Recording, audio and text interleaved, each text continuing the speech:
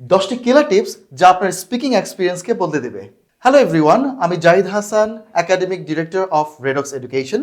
আজকে আমি আপনাদের সাথে 10টি স্পিকিং টিপস নিয়ে আলোচনা করব যা আপনার আইএলটিএস কিংবা যে কোনো স্পোকেন জার্নিকে আরো স্মুথ করবে। Number 1, start with simple sentence. আপনাকে যখন কেউ প্রশ্ন করে শুধুমাত্র ইয়েস নোতে উত্তর দিবেন না, এর পরিবর্তে আপনি একটি কমপ্লিট সেন্টেন্স করে উত্তর দিবেন। ফর এক্সাম্পল, আপনাকে কেউ জিজ্ঞাসা করলো হোয়াট ইজ ইউর নেম, আপনি শুধু রাকিব বলে থেমে যাবেন না, একটা complete sentence like my name is Rakib. Or someone asks you like are you going to market? Yes, not like this. Yes, I'm going to market to buy some products. Number 2, think in English, not in Bangla. আমাদের একটা problem হলো আমরা যখনই কোনো বিষয় নিয়ে কথা বলতে যাই মনে মনে বাংলায় সেটাকে সাজিয়ে তারপর ট্রান্সলেট করা শুরু করি। নো, এই কাজটি করা যাবে না। ইভেন আপনি ইংরেজিতেই ভাবার চেষ্টা করবেন, ইংরেজিতেই সেন্টেন্সটাকে তৈরি করার ট্রাই করবেন। ফর এক্সাম্পল, আপনি উত্তরা থেকে মতিঝিলে মেট্রো রেলে করে যাচ্ছেন, সো আপনি চিন্তা করবেন ইংরেজিতে লাইক ও দ্য ট্রেন ইজ ফাস্ট। অথবা ধরুন আপনি কোথাও খেলছেন বন্ধুদের সাথে, I am playing with my friends. Number 3, speak slowly but fluently and avoid long pauses. আপনি যখন কথা বলবেন তাড়াহুড়ো করতে যাবেন না। তাড়াহুড়ো করলে আপনার সেন্টেন্স ভুল হওয়ার সম্ভাবনা থাকে। আপনি একটা নির্দিষ্ট গতি বজায় রেখে আপনি স্লোলি কথা বলা শুরু করুন। এতে করে আপনার সেন্টেন্সে আনন্যাচারাল অথবা আননেসেসারি সাউন্ডস লাইক এগুলো কমে আসবে এবং আপনার কথাগুলো ফ্লুয়েন্ট থাকবে। Number 4, you do not need an American or British accent.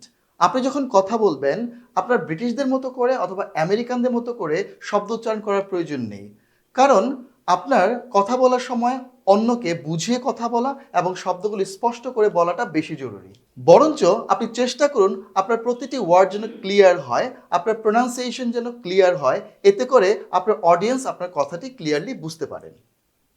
Number 5, look at your listeners eyes. আপনি যখন কোনো কনভারসেশন করবেন অডিয়েন্সের সাথে আই কন্ট্যাক্ট মেনটেন করার চেষ্টা করবেন। লাইক আপনি যখন আইএলটিএস এক্সাম দিবেন আপনার এক্সামিনারের সাথে আই কন্ট্যাক্টটা আপনাকে মেনটেন করতে হবে। আপনি যখন রিয়েল লাইফ কোনো কনভারসেশন করবেন আই কন্ট্যাক্টটা বজায় রাখলে আপনার কনভারসেশনটা মোর লাইভলি এবং এঙ্গেজিং হবে। Number 6, use hand and body movement. আপনি যখন কোনো কনভারসেশন করবেন আপনার হ্যান্ড মুভমেন্ট এবং বডি জেস্টার আপনাকে সাইকোলজিক্যালি রিল্যাক্স হতে হেল্প করবে। এতে করে আপনি নতুন নতুন আইডিয়া জেনারেট করতে এবং কনভারসেশনটাকে ন্যাচারাল রাখতে পারবেন। Number 7, listen to English songs and watch English cartoons. এখন থেকে আপনি আপনার একটা আলাদা প্লেলিস্ট তৈরি করুন যেখানে কান্ট্রি সং, রোম্যান্টিক সং অথবা স্লো মুভসের কোনো গান থাকবে। নো ফাস্ট বিট অথবা কোনো ফাস্ট সং শোনা যাবে না। পাশাপাশি আপনি ইংরেজি কার্টুন দেখা শুরু করুন, ইংরেজি ড্রামা, ইংরেজি মুভি দেখা শুরু করুন। এতে করে আপনার ইংলিশ শেখার এনভায়রনমেন্টটা একটা আলাদা ভাইব পাবে এবং আপনি কনফিডেন্স বুস্ট করতে পারবেন। Number 8, practice with AI speaking app or friends. যদি আপনার এমন কোনো ফ্রেন্ড থাকে যার সাথে ইংরেজিতে কনভারসেশন করা যায়, ইটস এ গুড অপশন। এছাড়াও আপনি চাইলে বিভিন্ন এআই অ্যাপস ইউজ করে নিজে নিজে কথা বলতে পারেন, লাইক চ্যাট জিপিটি আর জেমিনাইয়ের মতো কিছু এআই প্ল্যাটফর্ম আছে যার সাথে আপনি মিনিমাম 5 মিনিট করে হলেও প্রতিদিন কথা বলার অভ্যাস করুন।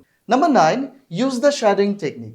ধরুন আপনি একটি ইংলিশ মুভি দেখছেন বা একটি ইংলিশ স্পিচ দেখছেন, একজন স্পিকার ঠিক যে স্টাইলে কথা বলছেন চেষ্টা করুন একই স্টাইলে কথাটি রিপিট করতে। এতে করে আপনার কনফিডেন্স বাড়বে, একটা ওয়ার্ডের প্রোনাউন্সিয়েশনের স্কিল বাড়বে এবং আপনার কথা বলার টোন ডেভেলপমেন্ট হবে। The final tip 10, speak in front of A mirror and record yourself. আপনি আয়নার সামনে দাঁড়িয়ে দাঁড়িয়ে কথা বলবেন। এতে করে আপনি আপনার ফেশিয়াল এক্সপ্রেশন দেখতে পাবেন, আপনি কিভাবে কথা বলছেন, আপনার কথা বলা ন্যাচারাল হচ্ছে কিনা আপনি নিজেই বুঝতে পাবেন। এছাড়াও আপনি মোবাইলে রেকর্ড করে সেটা নিজে নিজেই বারবার শুনবেন। এতে করে আপনার অ্যানালাইসিস করতে সুবিধা হবে আপনার কথায় বা স্পিচে কোথাও ভুল আছে কিনা। এই প্রসেসটা কমপ্লিট করলে অথবা এই প্রসেসটা আপনি চালালে আপনি ধীরে ধীরে ডেভেলপ করতে পারবেন আপনার স্পিকিং স্কিলটাকে। আশা করি এই 10 টিপস আপনারা ফলো করবেন এবং আপনার ডেভেলপমেন্ট কেমন হচ্ছে সেটা আমাদের কমেন্ট বক্সে শেয়ার করুন। দেখা হচ্ছে অন্য কোনো কন্টেন্ট নিয়ে। Stick to Redox education. Thank you.